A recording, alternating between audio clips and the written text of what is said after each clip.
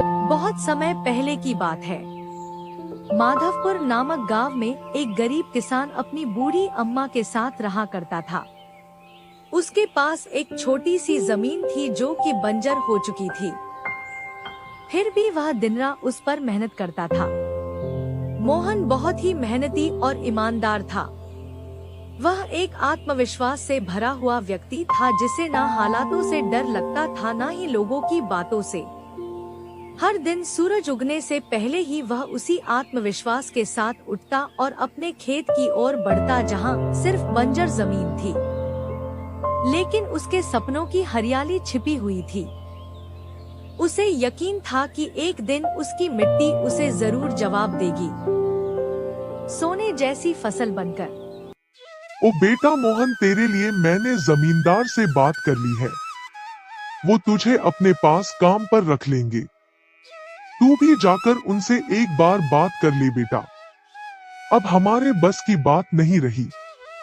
कम से कम वहां रहकर तू अपना गुजारा तो कर पाएगा। मुझे तेरा बहुत ख्याल है मोहन, इसलिए यह कदम उठाया। जाकर बात कर ले, सब ठीक हो जाएगा।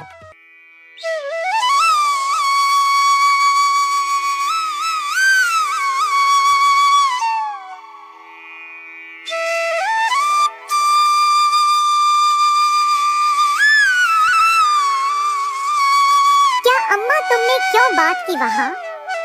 मैं नहीं जाऊंगा। हमारा खुद का खेत है तो मैं दूसरों के पास क्यों काम करने जाऊं?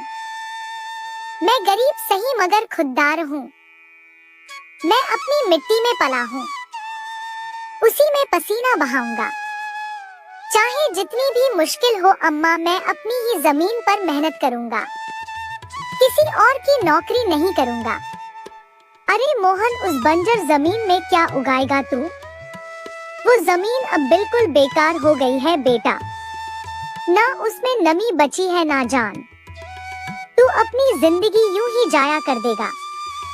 उस जमीन को संवारते संवारते मैं जानती हूँ तेरा हौसला बड़ा है, पर बेटा हौसले से पेट नहीं भरता। तू मेरी बात मान ले। वो जमींदार कम से कम तुझे रोज की रोटी तो देगा। अपनी जिद छोड़ दे बेटा।